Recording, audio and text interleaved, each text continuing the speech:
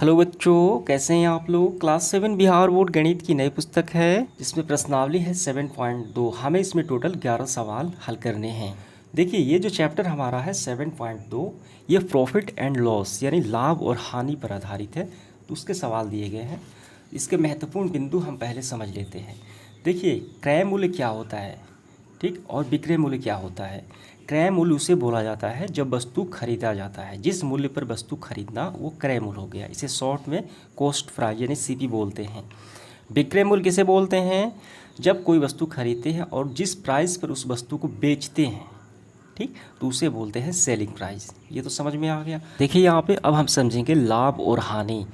जब selling price यानी विक्रय मूल्य बड़ा हो और कॉस्ट प्राइस यानी क्रय मूल्य छोटा हो, विक्रय मूल्य बड़ा हो क्रय मूल्य छोटा हो, तो वैसी स्थिति में क्या होता है, वैसी स्थिति में लाभ होता है। जैसे कि कोई वस्तु 100 में खरीदा गया और 150 में बेचा गया। जाहिर सी बात है, कम में खरीद कर ज़्यादा में बेच दिया गया, तो बड़ा कौन सा है, बड़ा है आपका सेलिंग प्राइस। ये रहा सेलिंग प्राइस, ठीक है, और छोटा पड़ गया कॉस्ट प्राइस, तब लाभ होता है। हानि कब होता है, जब सेलिंग प्राइस छोटा हो और कॉस्ट प्राइस बड़ा हो यानी क्रय मूल्य बड़ा हो। जैसे 100 में खरीदा गया और 80 में बेच दिया गया, तो यहाँ पे क्या हो रहा है, यहाँ पे हानि हो रहा है, ठीक है ना। उसको ऊपर रखेंगे, हमेशा नीचे कॉस्ट प्राइस होगा यानी क्रय मूल्य होगा। जैसे कि लाभ प्रतिशत में निकालना है, मान लीजिए कि 20 रुपये का लाभ हो रहा है, तो 20 रुपये का हम प्रतिशत कैसे निकालेंगे, तो ऊपर रखेंगे हम 20, यानी जो प्रतिशत निकालना है उसको ऊपर रखना होगा। लाभ निकालना है, लाभ प्रतिशत, लाभ बटे क्रय मूल्य इंटू 100, क्योंकि प्रतिशत है, 100 से गुणा तो करेंगे ही, ठीक है। अब हानि निकालना है तो हानि ऊपर और नीचे कॉस्ट प्राइस यानी क्रय मूल्य, और यहाँ पर भी 100 से गुणा। ये बातें आपको समझ में आ गई। नीचे हमेशा कॉस्ट प्राइस यानी क्रय मूल्य रहेगा ही रहेगा, ठीक है। तो ये बातें आपको ध्यान रखनी है। चलिए अब हम सवाल की तरफ बढ़ते हैं। देखिए, पहला सवाल यहाँ पे क्या है, क्रय मूल्य के निम्न सौदों में हानि या लाभ ज्ञात कीजिए। ठीक है, हानि हो रहा है कि लाभ हो रहा है वो हमें ज्ञात करना है, और प्रत्येक दशा में प्रतिशत जो है वहाँ पे हानि या लाभ भी ज्ञात। जैसे कि अगर हानि हो जाए तो उसका प्रतिशत, लाभ हो जाए तो उसका प्रतिशत, ठीक है, समझ में आ गया। यहाँ पे दो आंसर होंगे, लाभ कितना है और जो लाभ है उसका प्रतिशत कितना है। पहला सवाल है, बागीचे में काम करने वाली कैंची देखिए 250 रुपये में खरीदी गई, ठीक, कॉस्ट प्राइस यानी क्रय मूल्य है, और उसे 325 रुपये में बेच दी गई। तो यहाँ पे देखिए कम में खरीदा गया, ज़्यादा में बेच दिया गया। तो सबसे पहले आपको लिखना है यहाँ क्रय मूल्य, खरीदा गया मूल्य कितना है 250 रुपये, और बेचा गया मूल्य है सेलिंग प्राइस 325 रुपये। तो यहाँ पे क्या है, विक्रय मूल्य बड़ा है, ठीक, और क्रय मूल्य छोटा है, अतः यहाँ पे लाभ होगा। कितना लाभ होगा वो हम देखेंगे। देखिए, विक्रय मूल्य माइनस क्रय मूल्य, तो ये कितना आ गया, तो ये आ गया हमारा 325 माइनस का 250। तो घटाने पे देखिए 5 में से 0 ये 5 होगा, ठीक है, और यहाँ पे 12 में से 5 गए तो ये होगा 7, और ये 2 ख़त्म, कितना होगा 75। तो 75 रुपया जो है वो लाभ निकल के आ गया, ठीक है। तो इस 75 रुपये लाभ को हम प्रतिशत में भी ज्ञात करेंगे, तो हम यहाँ पे लिखेंगे लाभ प्रतिशत, ठीक है, प्रॉफिट का प्रतिशत। तो लाभ का प्रतिशत मैंने क्या बताया फॉर्मूला, लाभ होता, तो लाभ का प्रतिशत का क्या होता है फॉर्मूला, लाभ ऊपर और नीचे क्रय मूल्य इंटू 100, प्रॉफिट बटे कॉस्ट प्राइस इंटू 100, ठीक है। तो यही फार्मूला यहाँ पे हम अप्लाई करेंगे। तो यहाँ पे हम ऊपर लिखेंगे लाभ बटे क्रय मूल्य इंटू 100। देखिए यहाँ पे हमारा प्रॉफिट कितना हो रहा है, 75 रुपीज़ यहाँ पे प्रॉफिट हो रहा है हमारा। तो 75 ऊपर कितने में सामान खरीदी गई, कैंची, कैंची खरीदी गई 250 यानी 250 रुपये में खरीदी गई, प्रतिशत इंटू 100। ये हमने फार्मूला पे आधारित कर लिया। अब यहाँ पे देखिए 0 से 0 कैंसिल आउट हो गए, यहाँ पे 25 3 75, ठीक है, इतना समझ में आ गया। ऊपर 3 और यहाँ पे 10, तो 10 3 कितना होता है 30। तो यहाँ पे देखिए प्रतिशत में लिखना है क्योंकि यहाँ लाभ प्रतिशत है, तो 30% का उस व्यक्ति को लाभ हुआ, समझ में आ गया। तो ये हमारा आंसर जो आया वो 2 आंसर आया। हमें बताना है इसमें कितना लाभ हुआ और उस लाभ का प्रतिशत बताना है। तो 75 रुपीज़ का लाभ हुआ और इसको 30% जो है लाभ हुआ, इसका प्रतिशत हो गया 30, ठीक। तो यही आपका 2 आंसर निकल के आ गए हैं। देखिए अब नेक्स्ट क्वेश्चन है हमारा बी। एक रेफ्रिजरेटर यानी एक फ्रिज का दाम है, यानी खरीदा गया 12,000 में खरीदा गया और 13,500 यानी 13,500 में बेच दिया गया। तो यहाँ पे से देखिए सीधे सीधे यहाँ पे समझ में आ रहा है कि यहाँ पे तो लाभ हो रहा है। कितना लाभ हो रहा है? तो 1,500 रुपये का यहाँ पे लाभ हो रहा है, क्योंकि यहाँ पे कम में खरीद कर ज़्यादा में बेच दिया गया। ठीक है, तो उस लाभ का हमें प्रतिशत ज्ञात करना है। देखिए हम किस तरीके से इसको हल करेंगे, यहाँ पे ध्यान से समझना है। सबसे पहले कॉस्ट प्राइस, क्रय मूल्य 12,000 में खरीदा गया फ्रिज को और उस फ्रिज को बेचा गया सेलिंग प्राइस 13,500 में, 13,500 में। यहाँ पे हम स्पष्ट देख रहे हैं, तो हम यहाँ पे लिखेंगे ये बात कि अतः यहाँ पे सेलिंग प्राइस जो है, बेचने वाला मूल्य विक्रय मूल्य बड़ा है कॉस्ट प्राइस से, अतः लाभ होगा। कितना लाभ हुआ? देखिए वो लाभ हम देखेंगे कितना लाभ हुआ। माइनस कॉस्ट प्राइस, बेचा गया 13,500 में और ख़रीदा गया 12,000 में, यहाँ पे 1,500 रुपये का लाभ हुआ। ये तो हमारा पहला आंसर हो गया। अब ये लाभ प्रतिशत हमें ज्ञात करना है परसेंटेज में। तो लाभ हमेशा ऊपर या हानि हमेशा ऊपर, ठीक, वो हमेशा ऊपर रहता है, नीचे हमेशा क्रय मूल्य। यहाँ पे लाभ है, लाभ बटे क्रय मूल्य इंटू 100। देखिए कितना लाभ है, तो 1,500 रुपये का तो लाभ है। खरीदा गया कितना में? 12,000 में तो खरीदा गया, इंटू 100। यहाँ पे 2 शून्य यहाँ पे कैंसिल आउट, यहाँ पे 1 शून्य कैंसिल आउट, ऊपर 15। ठीक है, देखिए इसको भी हम कैंसिल आउट कर सकते हैं। कितने बार में हम इसको करें कैंसिल आउट? हम करेंगे, देखिए 5 तिहाई 15 3 बार में, और ये 4 तिहाई 12। ऊपर देखिए 5 बचा और यहाँ पे 10 बचा, 10 बचे 50। नीचे क्या बचा? 4 बचा। अब 50 में 4 से हम डिवाइड करेंगे, भाग लगाएं, कितने बार में जाएगा? देखिए बचक 48, लेकिन यहाँ पे 50 है यानी 2 एक्स्ट्रा है। ठीक है, 2 एक्स्ट्रा हो गया, हमने पॉइंट लगाया तो 2 बन गया 20, तो 4 बचे 20। ये हमारा आ गया 12.5 प्रतिशत लाभ हुआ। तो हम इसका आंसर फाइनली ऐसे लिखेंगे। लाभ जो लिखेंगे स्पष्ट रूप से 1,500 रुपये तो हमें तो लाभ हुआ। अब लाभ प्रतिशत में हम यहाँ पे लिख लेंगे कितना? 12.5 प्रतिशत लाभ हुआ।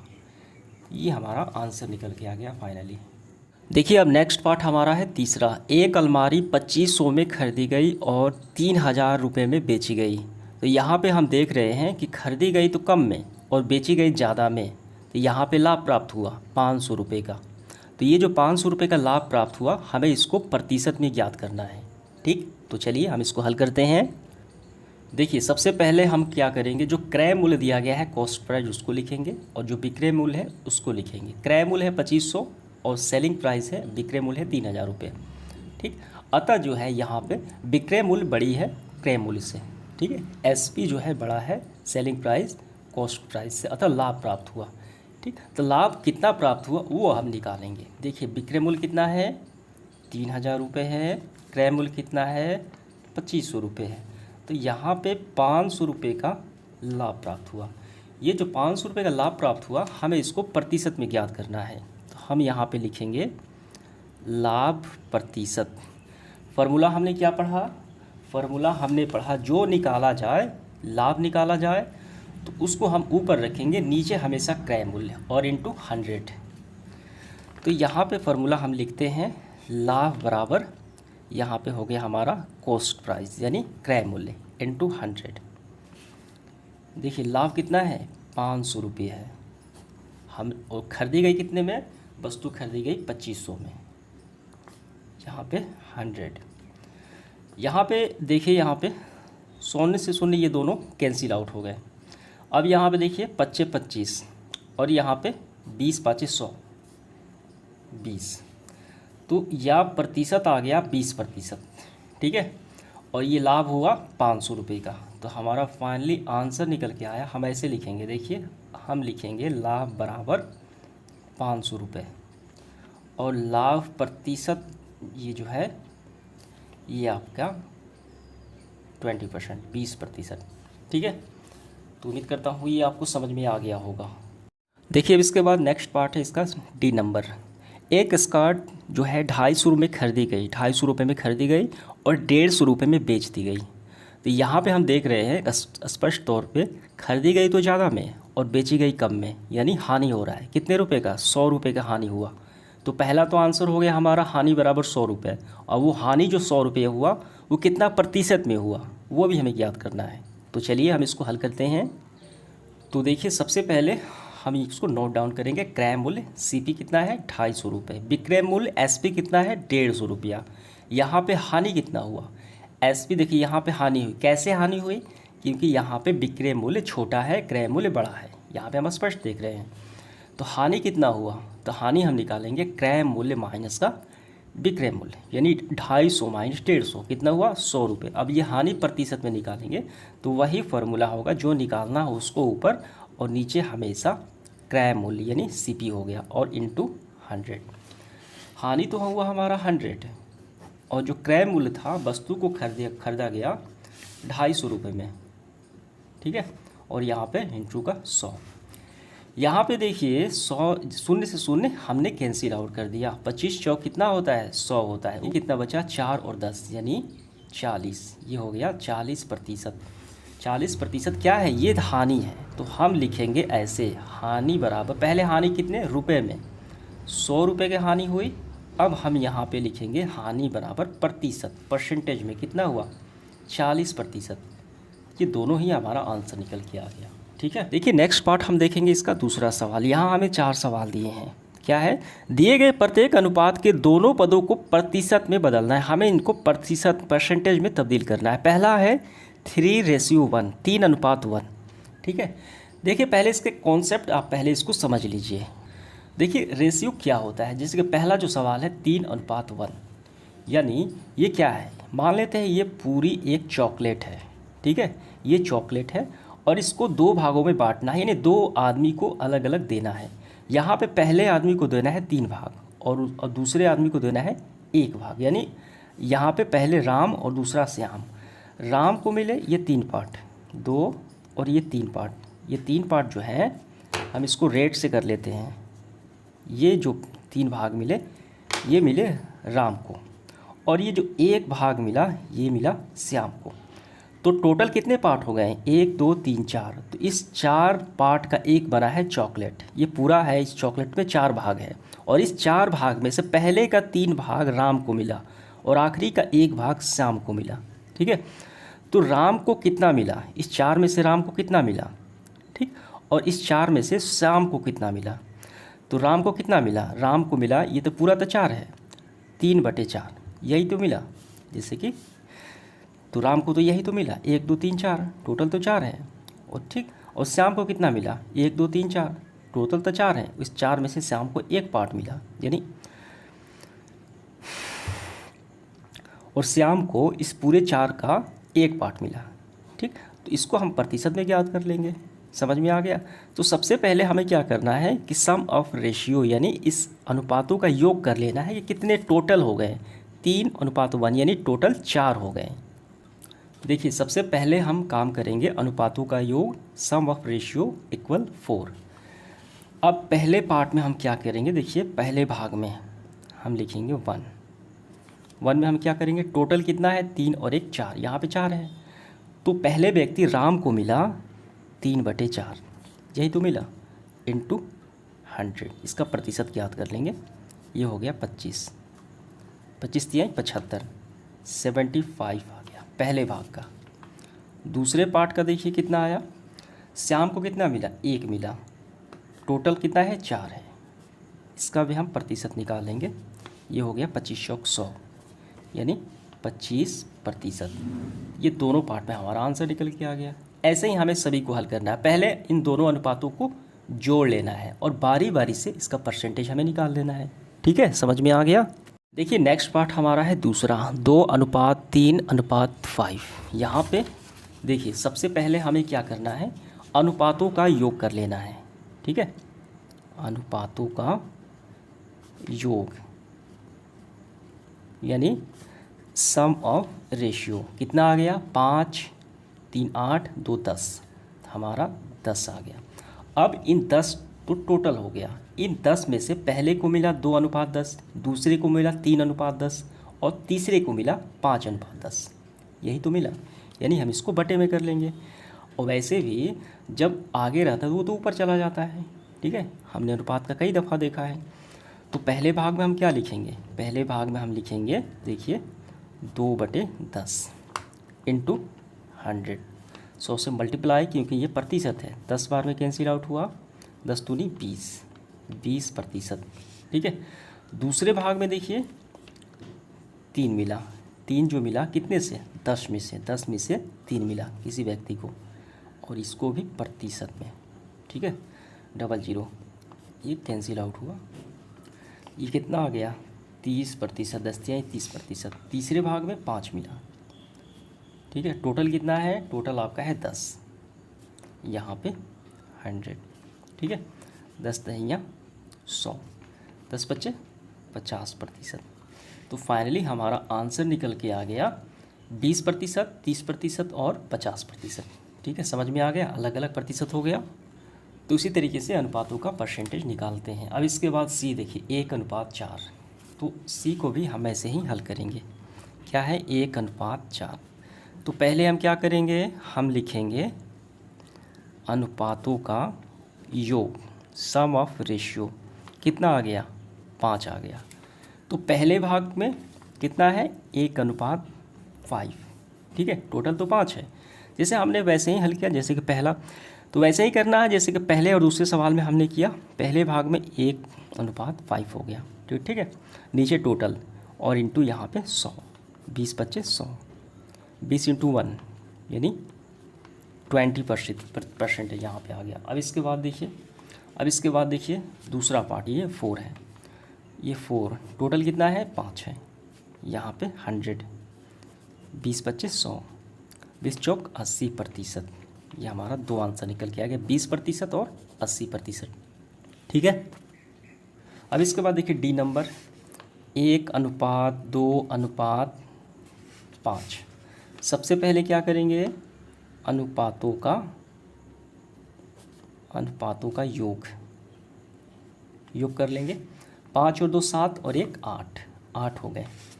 तो सबसे पहले भाग में 1:8 हो गया हमारा, प्रतिशत 100, ठीक है। देखिए ये कैंसिल आउट नहीं हो पाएगा, तो हम क्या करेंगे, ऊपर वाली संख्या का गुणा ऊपर वाले के साथ, तो 100/8। अब इसको हम भाग लगा लेते हैं, आइए यहाँ पे हम भाग लगाते हैं 100 का 8 से, अंदर हो गया 100 और नीचे हो गया 8, ठीक है, एक बार में जाएगा 2, 20 हो गया, ठीक है।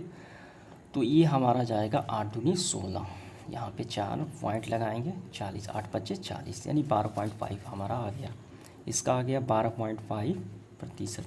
दूसरा देखिए क्या है, दूसरा पार्ट है 2/8 इंटू 100, यहाँ पे ये देखिए कैंसिल आउट, ये जो है हो जाएगा 2 चौक 8, ये 2 चौक 8, और ये हो गया हमारा 25 से, ये 25% ये हमारा आ गया। सी पार्ट में देखिए क्या है 5/, ये हो गया 8 इंटू 100, तो ये कैंसिल आउट नहीं हो पाएगा। तो यहाँ पे देखिए 100 इंटू 5, ये कितना हो गया 500 बटे में 8, इसको हम यहाँ पे भाग लगा लेते हैं, 500 का यहाँ पे 8 से, 8×5 = 40, 8×6 = 48, 48, यहाँ पे 20 उतरा, 8 दूनी 16, 4 पॉइंट लगाएंगे, 8×5 = 40, यानी 62.5%। तो इस तरीके से हमारा जो डी का आंसर निकल के आ गया। पहला तो आपको एक जगह व्यवस्थित कर लेना है 12.5, दूसरा हमारा कितना आया 25%, तीसरा आया 62.5%, तीनों को एक जगह लिख लेना है, ठीक है। तो इस तरीके से ये सॉल्व हो जाता है हमारा ये दूसरा सवाल पूरा। अब इसके बाद अगला जो सवाल है तीसरा, एक नगर की जनसंख्या जो है 25,000 से घटकर 24,500 रह गई, घटने का प्रतिशत ज्ञात कीजिए। बड़ा ही सिंपल सा सवाल है। देखिए यहाँ पे कुल जो पॉपुलेशन है कितना है 25,000 लोग हैं, ठीक है, पहले थे यहाँ पे 25,000 थे, और कुछ समय बाद ये लोग घट के हो गए 24,500, तो कितने की कमी हुई 500 लोगों की कमी हुई। जो ये कमी हुई 500 में, ये कितना प्रतिशत है, हम इसको प्रतिशत में ज्ञात कर लेंगे, ठीक है। जैसे हमने हानि का प्रतिशत कैसे ज्ञात करते थे, जो निकालना हो तो उसको ऊपर, जैसे यहाँ पे कमी है तो कमी को हम रखेंगे ऊपर 500, और टोटल कितना है 25,000, 500 बटे 25,000 इंटू 100, तो वो प्रतिशत निकल जाएगा। समझ में आ गया। तो आइए हम इसका हल करते हैं। देखिए सबसे पहले आपको लिखना है कुल जनसंख्या, टोटल पॉपुलेशन है हमारा 25,000, ठीक है। तो पहले की जनसंख्या हो गई 25,000, घटने के बाद जनसंख्या हो गई 24,500, 24,500, ठीक है। यहाँ पे देखिए कमी कितने की हुई, जनसंख्या की कमी कितने की हुई, 25,000 में से 24,500 घटा देंगे तो 500 की कमी हो गई, यही तो कमी हुई, ठीक है। अब इस कमी का प्रतिशत हमें ज्ञात करना है। ये जो कमी हुई यानी ये जो 500 है, 25,000 का ये कमी कितना प्रतिशत है, यही हमें ज्ञात करना है। तो घटी जनसंख्या का प्रतिशत, इसका प्रतिशत, तो फॉर्मूला क्या होता है, जो निकाला जाए, जो घटी निकाला जाए जनसंख्या उसको ऊपर रखा जाता है, ठीक है। तो ऊपर हम क्या रखेंगे, ऊपर हम रखेंगे 500 कमी, और नीचे कुल जनसंख्या। कुल जनसंख्या हमारी कितनी है 25,000 यानी 25,000 हो गई, और प्रतिशत है इंटू 100 से मल्टीप्लाई यानी गुणा कर देंगे। यहाँ पे समझिए ये शून्य से शून्य ये कैंसिल आउट हो गए, 2 शून्य यहाँ पे कैंसिल आउट हो गए ये भी, और 1 शून्य यहाँ से कैंसिल आउट हो गए। यहाँ पे कितना बचा, यहाँ पे हमारा बचा 25, ठीक है, और यहाँ पे 5 दूनी 10, तो हमारा फाइनली आ गया 2, ये प्रतिशत में आ गया। यानी जनसंख्या घटी कितनी, हम लिखेंगे जनसंख्या में कमी हुई, जनसंख्या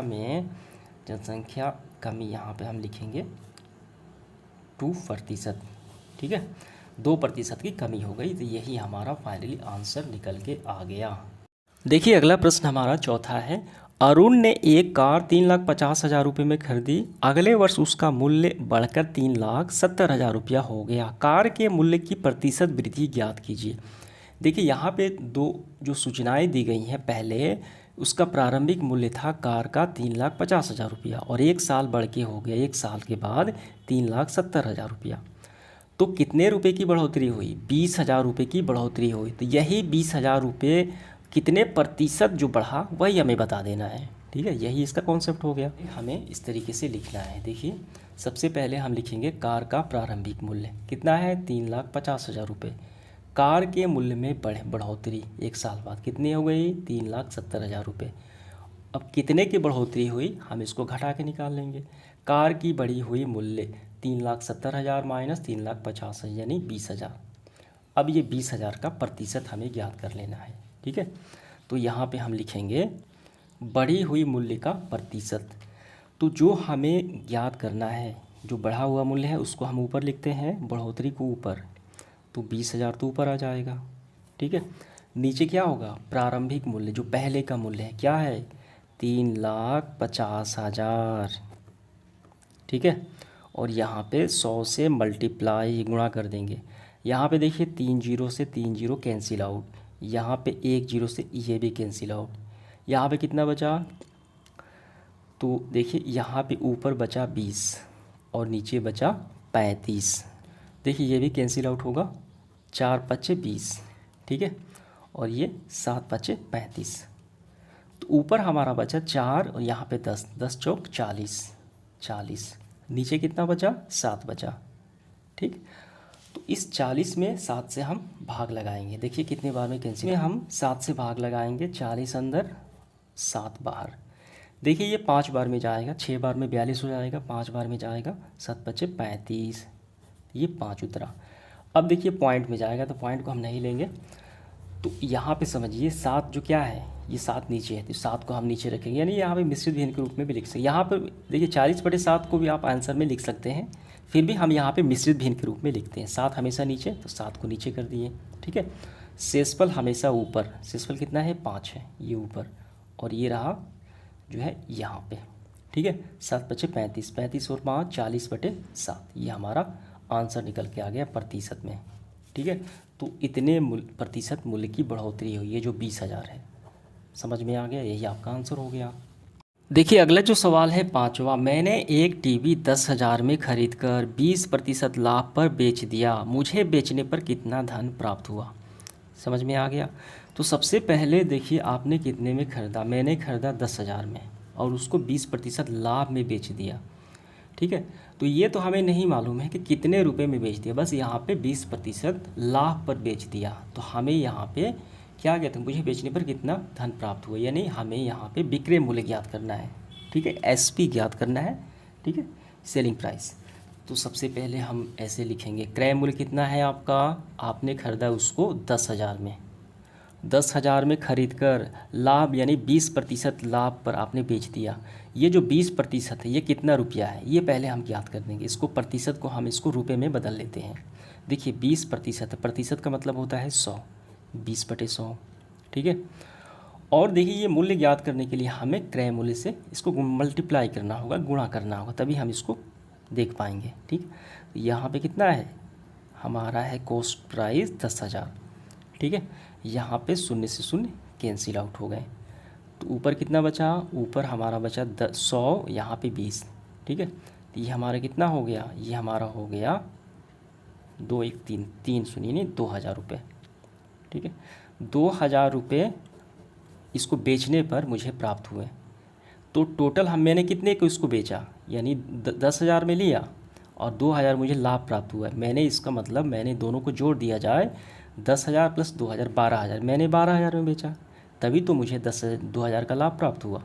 ठीक है, तो विक्रय मूल्य तो आसानी से निकल गया हमारा।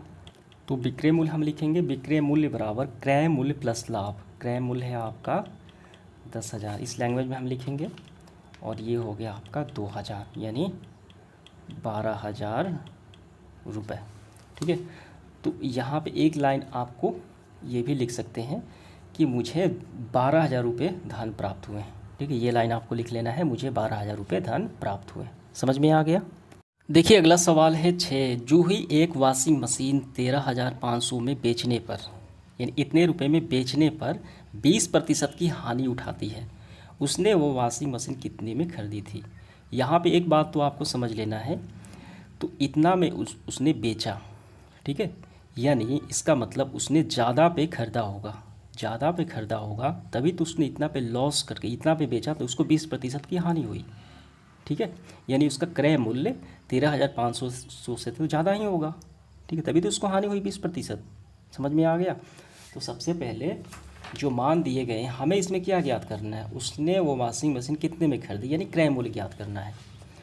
सबसे पहले विक्रय मूल्य, उसने बेचा 13,500 रुपये में, हानि उसको हुई 20%, हमें क्रय मूल्य ज्ञात करना है। ठीक है, तो हम यहाँ पे मानेंगे, माना क्रय मूल्य हमने मान लिया x। ये जो 20% हानि हुई ये रुपए में हम इसको बना लेंगे। ठीक है, 20/100, यहाँ पे क्या होता है, क्रय मूल्य होता है, तो क्रय मूल्य हमने तो x मान लिया, x हमने मान लिया, 20/100, ऊपर आ गया x आपका और नीचे आ गया 5। तो हमारा ये जो क्या है, ये जो है ये हानि पर रुपए में है, यानी इतने रुपए की हानि हुई। देखिए हमें इसमें ज्ञात करना है क्रय मूल्य कितने में वो खरीदी होगी। ठीक है, अगर क्रय मूल्य में से हानि को अगर घटा देंगे, ठीक, तो क्या प्राप्त होता है, विक्रय मूल्य तो प्राप्त हो जाता है। यानी जितने में वो चीज़ खरीदी होगी उसको जितना हानि हुआ उसको हम माइनस कर देंगे, तो उसका बेचने का मूल्य प्राप्त हुआ। ठीक है, जैसे आप इसको ऐसे समझ सकते हैं, मान लीजिए मैंने कोई वस्तु 100 रुपये में खरीदी। ठीक है, और मुझे मालूम है हानि हुई 20 रुपये। ठीक है, 20 रुपये मैंने इसको घटा दिए, तो कितना मिला, हमें मिला 80 रुपये। ठीक है, तो 80 रुपये क्या है, ये बेचने का मूल्य है। ठीक है, 80 रुपये में बेचे तभी तो मुझे 20 रुपये की हानि हुई। समझ में आ गया। तो 100 में से क्रय मूल्य में से 20 को माइनस कर देंगे, हानि कर देंगे, तो ये हमारा प्राप्त हुआ विक्रय मूल्य। तो विक्रय मूल्य तो आपको पहले से दिया गया है। ठीक है, क्रय मूल्य तो हमने माना x और हानि तो हमने निकाला x/5। समझ में आ गया। तो ऐसे ही हम ज्ञात कर लेंगे। तो क्रय मूल्य हमने माना x, हानि हमने निकाला x/5, और यहाँ पे दिया गया है टोटल आपका विक्रय मूल्य 13,500।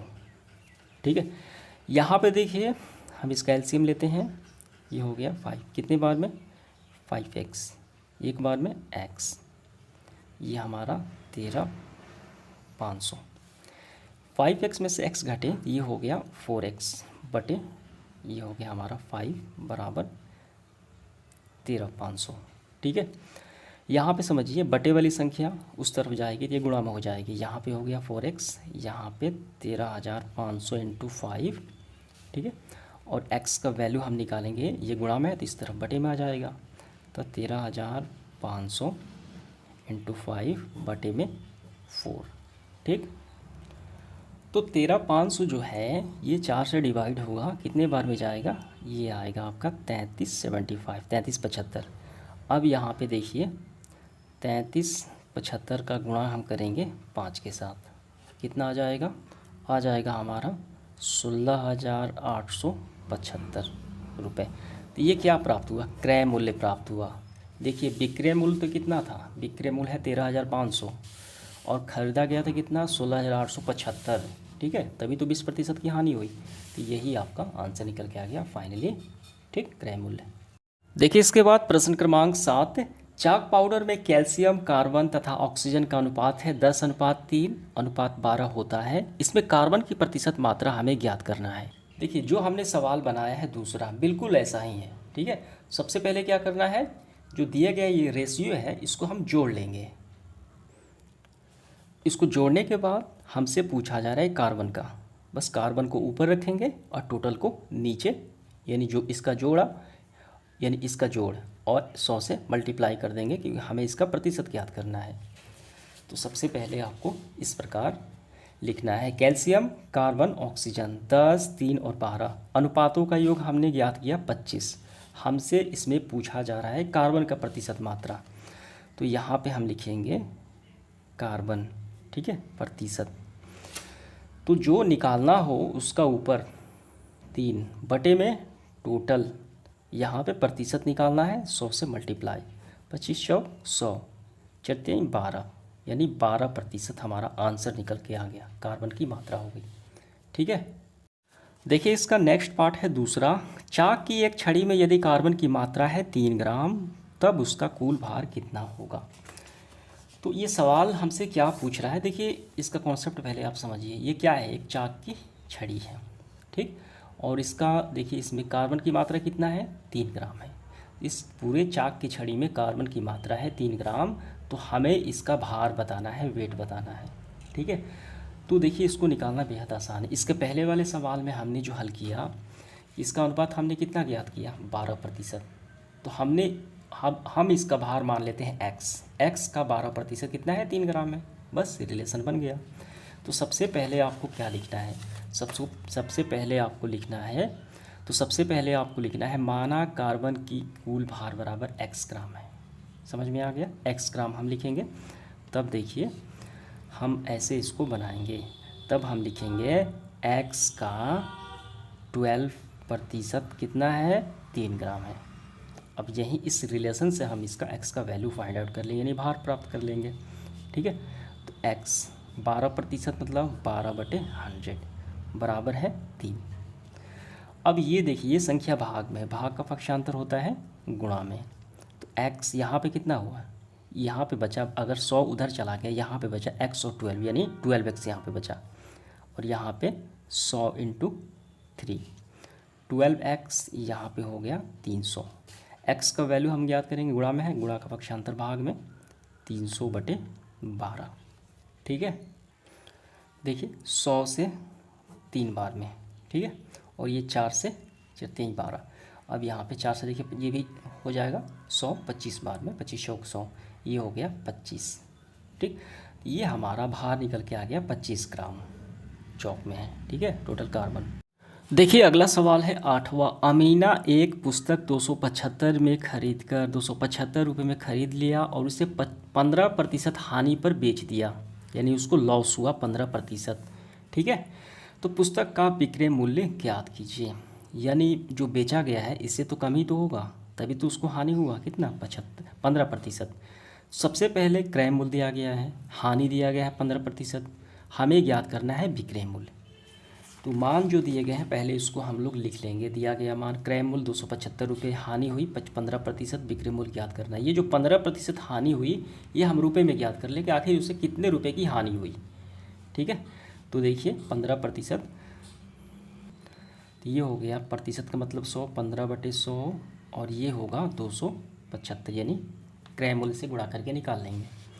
अब यहाँ पे देखिए कैंसिल आउट होगा कि नहीं, तो ये होगा, देखिए 4 हम करते हैं 25 बार में, 25 100 100, और ये भी चला 11 से 25, ये 275। ठीक, अब यहाँ पे 15 इंटू 11/4 कितना आ गया हमारा, 15 में 11 से गुणा कीजिए तो ये आपका आएगा 165/4। अब हम इसको भाग लगा लेते हैं। देखिए 6 चौका 16, ठीक, कैंसिल आउट हुआ, और ये 4 है तो इसको हम एक बार में ले जाते हैं तो एक एक्स्ट्रा हो गया, ठीक है, तो हम वहाँ पे पॉइंट लगाएंगे तो हो गया 10, तो 4 दूनी 8, तो 41 पॉइंट, ठीक है, 8 हो गया, 2 एक्स्ट्रा है तो वहाँ पे शून्य लग जाएगा, तो 4 5 20, 41.25। आप भाग लगाएंगे तो इतना ही आएगा आपका 41.25। इतने रुपए की हानि हो गई। अब हम विक्रय मूल्य कैसे ज्ञात करेंगे? हम देखिए, अगर हम एसपी अगर ज्ञात करें, सेलिंग प्राइस, तो क्या करेंगे, कॉस्ट प्राइस में से अगर लॉस हम घटा देंगे, लॉस को अगर हम घटा लेंगे, जो हानि हुई है, आइए इसको अच्छे से हम लोग लिखते हैं। यहाँ पे हम लिखते हैं, देखिए विक्रय मूल्य अगर हम ज्ञात करना है तो हमें क्रय मूल्य में से अगर हानि को हम घटाते हैं तो निकल जाएगा विक्रय मूल्य, ठीक है। क्रय मूल्य कितना है, देखिए क्रय मूल्य है 275। हमने हानि अभी निकाला 41.25। आइए इसको अब माइनस यहाँ पे कर लेते हैं, 275, ठीक है, हमें घटाना है 41.25। हम यहाँ पे करेंगे, देखिए, ठीक, ये इसका बेस बन रहा है, पॉइंट तो इधर है, यहाँ हो गया 41.25। अब इसको हम बेस बराबर कर लेंगे। यहाँ पे देखिए रिमाइंडर दिया, ये हो गया 10 में से 5 गए 5, ये कितना हुआ 9 हुआ, 9 में से 2 गए 7, ये पॉइंट हो गया। इसको हासिल दिया, ये हो गया 4 में से 1 गए 3, ठीक है, 7 में से 4 गए तो 7 में से 4 गए तो ये आपका हो गया 3 और ये 2, 233.75। ये हो गया विक्रय मूल्य, आपका आंसर समझ में आ गया।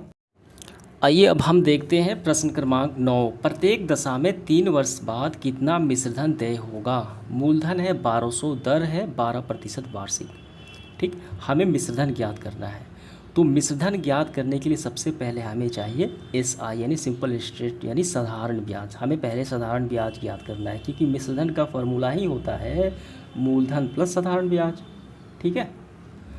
तो साधारण ब्याज निकालने का जो फॉर्मूला होता है, सूत्र होता है मूलधन गुना दर गुना समय बटे में 100, ठीक। तो इससे साधारण ब्याज निकल जाएगा और उसके बाद हम मिश्रधन आसानी से ज्ञात कर लेंगे। तो सबसे पहले देखिए जो मान दिए गए हैं हमने यहाँ पे नोट कर लिए, ठीक। तो सबसे पहला काम होगा हमारा साधारण ब्याज निकालना। इसका फॉर्मूला क्या होता है, मूलधन इंटू दर। यहाँ पे देखिए मूलधन आपका कितना है, मूलधन आपका दिया है 1200, ठीक है, यहाँ पे हम लिखेंगे 1200। उसके बाद मूलधन के बाद दर इंटू समय, दर कितना है आपका 12, रेट है 12, टाइम कितना है 3 वर्ष, बटे में आ गया 100। ये हमने फार्मूला निकाल लिया साधारण ब्याज का। अब इसको हम हल करते हैं। देखिए इसको हल करेंगे हम लोग, 0 से 0 कैंसिल आउट हो गए हमारे। अब नीचे बचा 1, यहाँ पे 12 इंटू 12 144 इंटू 3 गुणा कर लेते हैं, 4 12 के 2 हाथ से 1, 14 42, 42 और 2 44, 442 हमारा आ गया। क्या आ गया, ये साधारण ब्याज यानी SI सिंपल इंटरेस्ट आ गया 442, ठीक है। अब मिश्रधन का क्या होता है सूत्र, मिश्रधन बराबर, हमें तो यही नहीं ज्ञात करना है, हमें तो मिश्रधन ज्ञात करना है। मिश्रधन बराबर क्या होता है, मूलधन P यानी प्रिंसिपल अकाउंट, यहाँ मूलधन प्लस साधारण ब्याज, यही तो होता है। तो मूलधन आपका कितना था, मूलधन था आपका 1200, साधारण ब्याज हमने निकाला SI 442, तो 1200 में हम 442 को ऐड कर देंगे, बस हमारा आसानी से निकल जाएगा, ठीक है। देखिए शून्य में 2 जुड़े, ये हो गया हमारा 2 ही होगा। अब शून्य में 4 जुड़े, ये 4 होगा, ठीक। अब 12 और 4 कितने होते हैं 16, 1642 आपका रुपये आ गया। ये आपका आ गया मिश्रधन, जो हमें ज्ञात करना था 1642 रुपये। उम्मीद करता हूँ ये आपको काफ़ी अच्छे से समझ में आ गया होगा। नेक्स्ट अब देखिए इसका दूसरा पार्ट है। मूलधन हमें दिया है 7500 रुपया और दर दिया है 5% पर एनुअल, ठीक है। तो इसका हमें क्या ज्ञात करना है, मिश्रधन ज्ञात करना है। ठीक वैसे ही ज्ञात करेंगे जैसे हमने पहला सवाल हल किया है। तो साधारण ब्याज का जो फॉर्मूला होता है मूलधन इंटू दर इंटू समय बटे में 100। तो मूलधन है हमारा 7500, दर हमारा कितना है 5%, समय है 3 वर्ष बटे में 100। डबल जीरो कैंसिल आउट हुए। यहाँ पे देखिए 75 हमें गुणा करना पड़ेगा 15 से, ठीक है। यहाँ पे है 75 इंटू 15 गुणा कर लेते हैं, नीचे तो 1 हुआ। 5 का गुणा 5 के साथ 25 25 हासिल 2, 7 5 35 और 2 कितने होते हैं 37। अब इसके बाद 5 का गुणा 5 के साथ 7 एकम 7, 7 5 12 के 2, 7 3 10 11, 11 25 आ गया हमारा। 11 25 हमारा SI आ गया, यानी सिंपल इंटरेस्ट, यानी ब्याज, साधारण ब्याज। अब मिश्रधन का क्या फार्मूला होता है, मूलधन प्लस साधारण ब्याज। तो हम यहाँ पे लिखेंगे मिश्रधन बराबर मूलधन कितना है, मूलधन तो हमारा है 75,000 यानी 7,500 प्लस हमने अभी निकाला सिंपल इंटरेस्ट यानी साधारण ब्याज 11 25। अब इसको दोनों को जोड़ देते हैं। 5 में शून्य गए 5 ही होगा, ये होगा 2 ही होगा, 5 और 1 6, 7 और 1 8, 8,625 हमारा आंसर निकल के आ गया सर मिश्रधन। ठीक है, समझ में आ गया। देखिए अगला सवाल हमारा है 10। यहाँ पे है 56,000 पर 2 वर्ष पश्चात किस दर से यहाँ पे 280 साधारण ब्याज देय होगा। हमें यहाँ पे ज्ञात करना है रेट, यानी आर का वैल्यू ज्ञात करना है। ठीक, तो हम कौन से फार्मूले अप्लाई करेंगे, हम वही फार्मूला अप्लाई करेंगे साधारण ब्याज का। देखिए यहाँ पे सभी तो दिया गया है, मूलधन भी है, ठीक है, समय भी है और साधारण ब्याज भी है। तो हमें दर यहाँ से ज्ञात कर लेंगे। समझ में आ गया। तो सबसे पहले आपको करना होगा जो मान दिए गए हैं उसको लिखना। हम यहाँ पे लिख लिए मूलधन है आपका 56,000 रुपये, ठीक है। समय कितना है 2 वर्ष है। साधारण ब्याज भी दिया गया, इसे बोलते हैं SI यानी सिंपल इंटरेस्ट शॉर्ट में। कितना है 280 रुपये। हमें निकालना है दर।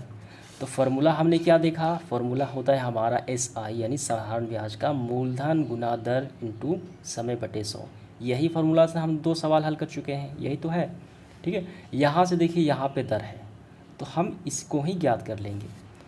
ठीक, यहाँ पे आप देख रहे हैं मूलधन दर और समय ये ऊपर है।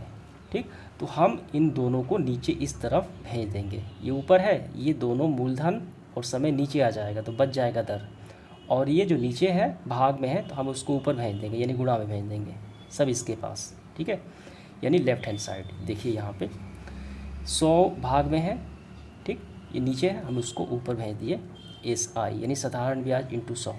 ये ऊपर था, हमने इसको दोनों को नीचे भेज दिया तो क्या बचा, तो यहाँ पे बचा सिर्फ दर। ठीक है, अब यहाँ पे हम सबके मान लिख लेंगे। SI यहाँ पे कितना है हमारा, SI दिया गया है साधारण ब्याज 280 रुपये, यहाँ पे हम लिखेंगे 280 इंटू 100। मूलधन कितना है 56,000 रुपये दिया गया है, मूलधन था हमारा, इंटू समय कितना है, समय हमारा है देखिए 2 वर्ष, तो समय का हम लिखेंगे 2 वर्ष और बराबर में दर यानी रेट। इतना तो समझ में आ गया। देखिए 0 से 0 ये दोनों कैंसिल आउट, 1 0 से ये भी कैंसिल आउट, 28 दूनी 56 2 हो गया, नीचे बचा 2, यहाँ पे 2 यानी 1/4, 2 दूनी 4 1/4, ये प्रतिशत में आ जाएगा। तो ये हमारा दर निकल के आ गया 1/4। ठीक है, आप चाहे तो भाग में देकर इसको पॉइंट में भी कर सकते हैं। 1 में 4 से भाग दीजिए, देखिए कम है तो पहला काम करना है आपको 0 पॉइंट यहाँ लगाना है, 10 हो गया, 4 दूनी 8 तो फिर यहाँ पे जो अब पॉइंट नहीं लगाना, 4 5 20। ठीक है, ये कैंसिल आउट हुआ, कितना आ गया 0.25, हमने भाग लगा दिया, आ गया 0.25%। ये हमारा आंसर है। समझ में आ गया, ये है रेट।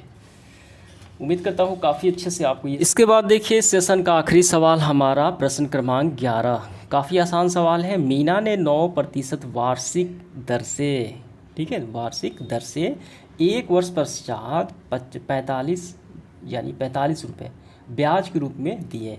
उसने कितना धन उधार लिया था, यानी उसका मूलधन ज्ञात करना है। सबसे पहले आपको करना क्या है, जो मान दिए गए उसको हम नोट डाउन करेंगे। देखिए यहाँ पे क्या दिया गया, 9% वार्षिक दर था, हमें दर दिया गया है 9%, ठीक है।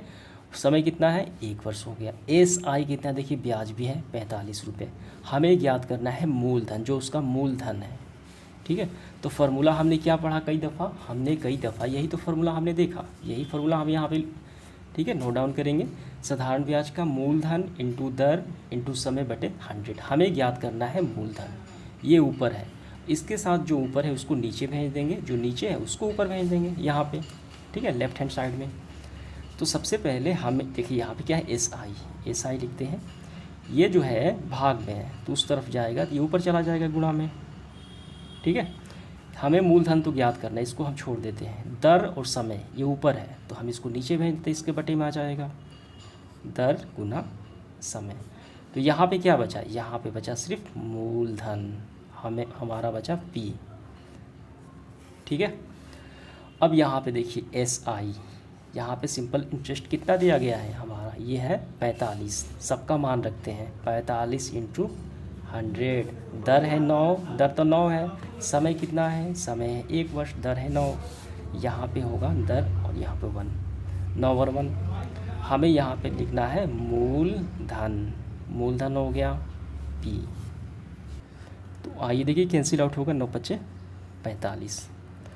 तो 100 में 5 से गुणा करेंगे तो ये होगा 500 बटे में 1, ठीक है। तो या आप इसको ऐसे भी लिख सकते हैं कि 1 का कोई मतलब नहीं, बराबर, ठीक है। तो ऐसे फाइनली आ गया P बराबर, यानी हम ऐसे लिखेंगे मूलधन बराबर आ गया हमारा 500 रुपये। यही हमारा आंसर हो गया। क्लियर हुआ, समझ में आ गया आपको। तो इस तरीके से हमारा सेशन जो है समाप्त हुआ। धन्यवाद।